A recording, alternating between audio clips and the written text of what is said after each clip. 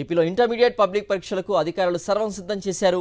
మార్చి 1 నుంచి 20వ తేదీ వరకు రాష్ట్ర వ్యాప్తంగా 1535 సెంటర్స్లో పరీక్షలు జరగనున్నాయి. జనరల్ పరీక్షలు మార్చి 15వ తేదీన ముగుస్తాయి. మైనర్ ఒకేషనల్ పరీక్షలు 20వ తేదీ వరకు జరుగుతాయి. ఈ నెల 5వ తేదీ నుంచి నిర్వహిస్తున్న ప్రాక్టికల్ పరీక్షలు 20వ తేదీన ముగుస్తాయి. ఇంటర్ పరీక్షలకు మొత్తం 10,58,833 మంది విద్యార్థులు హాజరు కానున్నారు.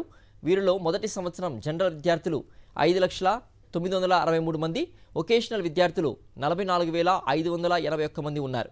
రెండో సంవత్సరం జనరల్ విద్యార్థులు 4,71,021 మంది, ఒకేషనల్ విద్యార్థులు 42,328 మంది ఉన్నారు. ఈ నెల 20 నుంచి హాల్ టికెట్ల పంపిణీకి ఇంటర్ బోర్డు ఏర్పాట్లు చేసింది. పరీక్షల నిర్వహణకు గత ఏడాది అనుసరించిన విధానాలనే ఈసారి కూడా అమలు చేస్తున్నారు. పరీక్షలు జరిగే అన్ని గదుల్లో సీసీటీవీ కెమెరాలు ఏర్పాటు చేస్తారు.